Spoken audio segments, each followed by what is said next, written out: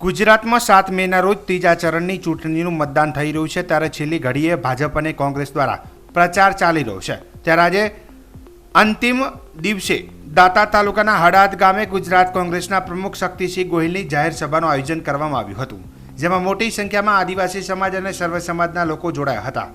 કોંગ્રેસ દ્વારા અલગ અલગ મુદ્દાઓ પર ચર્ચા કરી આદિવાસી સમાજને કોઈની વાતોમાં ન આવવાનું જણાવ્યું હતું। કોંગ્રેસ પાર્ટી દ્વારા ગરીબ યુવાનો, પાટીદાર, આદિવાસી, રાજપૂતો, દલિત સહિત વિવિધ સમાજ માટે અલગ અલગ મુદ્દા પર વક્તવ્ય આપ્યું હતું। પુરુષોત્તમ રૂપાલા દ્વારા ક્ષત્રિય સમાજને બદનામ કરવાની ઘટનાનો પણ ઉલ્લેખ કર્યો હતો। ભાજપ દ્વારા સરકારી મશીનરીનો ઉપયોગ કરવામાં આવી રહ્યો છે અને મતદારોને ગેરમાર્ગે દોરવામાં આવી રહ્યા છે। ભાજપ અધૂરા રામ મંદિરનું લોકાર્પણ કરીને મત માગી રહ્યું છે અને દેશના પ્રમુખ મુદ્દાઓથી ધ્યાન ભટકાવી રહ્યું છે। વધુમાં સિવિલ કોડ માટે કહ્યું હતું કે હવે ફરીથી સત્તામાં ભાજપ આવશે તો સિવિલ કોડ લાદીને આદિવાસી સમાજના વધારાના હકો છીનવી લેશે। ભાજપની સરકાર માનીતા ઉદ્યોગપતિની સરકાર છે, તેમના દેવા માફ કર્યા છે। કોંગ્રેસ પાર્ટી દ્વારા જો ફરીથી સરકાર બનશે તો ચૂંટણી ઢંઢેરામાં જે મુદ્દાઓનો ઉલ્લેખ કર્યો છે તેમાં ખેડૂતો, મહિલાઓ અને ગરીબો માટે તાત્કાલિક ધોરણે એક સમાન ન્યાય આપવામાં આવશે। આજના કાર્યક્રમમાં ખાડિયાના ધારાસભ્ય ઇમરાન ખેડાવાલા, દાતા ધારાસભ્ય કાંતિ ખરાડી, પૂર્વ ધારાસભ્ય ગ્યાસુદ્દીન શેખ, બનાસકાંઠાના પ્રભારી બળદેવજી ઠાકોર હાજર રહ્યા હતા। વધુમાં શક્તિસિંહ ગોહિલે જણાવ્યું હતું કે ભાજપ સરકાર ચૂંટણી વખતે બેફામ વાતો કરે છે, જ્યારે તેમની જોડે 10 વર્ષ હતા ત્યારે કંઈ પણ કર્યું નથી। એક સરકાર પાસે 5 વર્ષનો કાર્યકાળ હોય છે, જેમાં જે કરવાનું હોય તે કરી દેવાનું હોય છે, ત્યારે ભાજપને 2 વાર સરકાર એટલે 10 વર્ષનો કાર્યકાળ મળ્યો હતો પણ કોઈ પણ જાતની કામગીરી કરી નથી। એક સૈનિકનું સર જશે ત્યારે 10 સર લઈ આવીશું તેવું કહેનારા ચાઇનાના બોર્ડર પર આપણા 20 સૈનિકો ચાઇનાએ મારી નાખ્યા, ત્યારે તમે તેમનો વાળ પણ વાંકો નથી કરી શક્યા, એવી તો એમને ફરજી ગેરંટી હોય છે। તો સાથે સાથે શક્તિસિંહ ગોહિલે પાટીદાર સાથે અન્ય જ્ઞાતિના લોકોને લઈને ભાજપ સરકારને આડે હાથ લીધી હતી। આજે સાંજે 5 વાગે જાહેર પ્રચારનો સમય પૂર્ણ થયો ત્યારે હું મારા વહાલા ગુજરાતીઓનો હૃદયપૂર્વક આભાર માનું છું। એમણે જે પ્રેમ, આશીર્વાદ અને સમર્થન તમામ સીટો પર કોંગ્રેસ પક્ષના ઉમેદવારોને, અમારા અલાયન્સના સાથી પક્ષના ઉમેદવારોને, અમારા પક્ષને અને મને જે પ્રેમ, આશીર્વાદ અને સમર્થન આપ્યું છે એ માટે સૌનો આજે અહીંયા દાંતા ખાતે આપ જોઈ શકો એક થનગનાટ રાત દાંતા વિસ્તારમાં કાંતિભાઈ ખિલાડી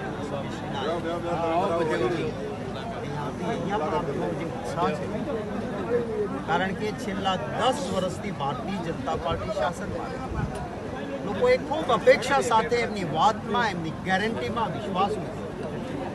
2014 અને 2019 આજ ભારતીય જનતા પાર્ટીએ ગેરંટીઓ આપી, કાળું ધન આવશે, 15 લાખ એકાઉન્ટમાં આવશે।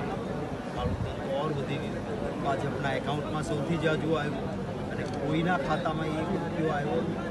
કહ્યું હતું કે મોંઘવારી નાબૂદ થઈ જશે, 400 રૂપિયાના ગેસનો બાટલો એ 1100-1200 એ પહોંચાડ્યો, પેટ્રોલ ડીઝલના ભાવ ડબલ થયા।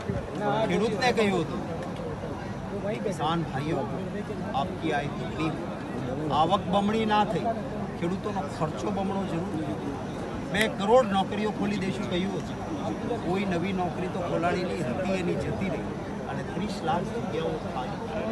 માત્ર એમના માનીતા એ ઉદ્યોગપતિઓને 16 લાખ કરોડ માફ કર્યા। 16 લાખ કેટલી મોટી રકમ છે। આ જ રકમ આ દેશના ખેડૂતો, આ દેશના મજદૂરો, આ દેશના મધ્યમ વર્ગ એમને આપી હોય તો કેટલો ફાયદો। ભારતીય જનતા પાર્ટીએ ગેરંટી આપી કે જે મધ્યમ વર્ગ, જે કાળું ધન લાવી શકતા નથી, ચેકથી પગારદાર લોકો પગાર લે છે, એમને 10 લાખ રૂપિયા સુધીનો ઇન્કમ ટેક્સ માફ કર્યો, પણ એમાંના કોઈનો ઇન્કમ ટેક્સ માફ ન થયો। ઉલટાનું થયું તો શું થયું? મોટા ઉદ્યોગપતિનો કોર્પોરેટ ટેક્સ માફ કર્યો અને મધ્યમ વર્ગનો આ ઇન્કમ ટેક્સનો સ્લેબ 10 લાખ લઈ જવાનો એ નહીં। 10 વર્ષ સત્તામાં રહ્યા પછી હવે કામના નામે મત મળે એમ નથી, રામના મંદિરના નામે મળે એમ નથી, કારણ કે શંકરાચાર્યજી મહારાજોએ ના પાડી કે અધૂરા મંદિરમાં પ્રાણ પ્રતિષ્ઠા એ પાપ છે। કોઈ પણ શંકરાચાર્યજી મહારાજ એ પ્રતિષ્ઠામાં ગયા નહીં, યા તો ભાજપની ઇવેન્ટ છે અને અધૂરા મંદિરમાં પ્રાણ પ્રતિષ્ઠા પાપ, રામલલ્લાની મૂર્તિની ઉપર અધૂરું કામ કરવા કંગુરાને કળશ માટે મજદૂર ચડે તો એના ચરણ, એના પગ એ રામલલ્લાના મસ્તિષ્ક ઉપર આવે, આ ઘોર પાપ છે. આવું શંકરાચાર્યજી મહારાજે કહ્યા પછી પણ એમની વાત ન માને. સનાતન ધર્મમાં, હિન્દુમાં શંકરાચાર્યજી મહારાજ સૌથી આખરી ગણાય. એમની પણ વાત નહીં માનનાર ભાજપને હવે રામ મંદિરના નામે મત મળે એમ નથી. એટલે વાહિયાત વાતો કરે. કોંગ્રેસનો ચૂંટણી ઢંઢેરો દેશના હિત માટેનો છે. હવે ચર્ચા કરે, એક પાનામાં એક ચૂંટણી ઢંઢેરામાં બતાવે કે જે દેશથી ખરાબ થાય એવી પરિસ્થિતિ છે. નહીં, પરંતુ એમ છતાં ખોટું બોલતું. મહાત્મા ગાંધીજીએ સત્યને, અહિંસા દુનિયાને શીખવાડી. ત્યારે આપણા પ્રધાનમંત્રી શ્રી આવું કે તમારી 2 ભેંસ હશે તો એક ભેંસ કોંગ્રેસ લઈ જશે. આવી વાણી એમના, એ મારા પણ પ્રધાનમંત્રી છે, દેશના પ્રધાનમંત્રી, ભાજપના નથી. કોઈ પણ પ્રધાનમંત્રી આવો વાણી વિલાસ ક્યારેય નથી. સુરેન્દ્રનગરમાં કે હવે હું એવી મોટર તમારા નરેન્દ્રભાઈ આપશે કે 1 રૂપિયાના ખર્ચ વગર તમે અમદાવાદ જાશો, ચાય પીને સુરેન્દ્રનગર આવશો ને 1 રૂપિયાનો ખર્ચ આવશો. અરે સોલારવાળી ગાડીમાં પણ સોલાર પેનલ અને બેટરીનો ખર્ચ લાગે. કોઈ વૈજ્ઞાનિક એવું નથી કહેતો કે ઝીરોમાં ગાડી ચાલે.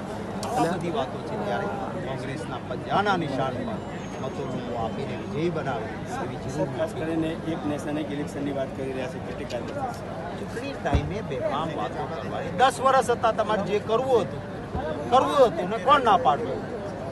એક સરકારને 5 વર્ષનો સમય હોય, એમાં કરવાનું હોય કરી લેવાનું. 5ની બદલે આમને 10 વર્ષ મળ્યા. જે કરવાનું હતું એ કર્યું જ નથી. કહેતા હતા ને, 1 मेरे सिपाही का सर जाएगा, 10 सर लेके आऊंगा. ચાઇનાની બોર્ડર બિહાર રેજિમેન્ટના 20 જવાનો શહીદ. આપણા 20 જવાનો ચાઇનાવાળા મારી નાખે અને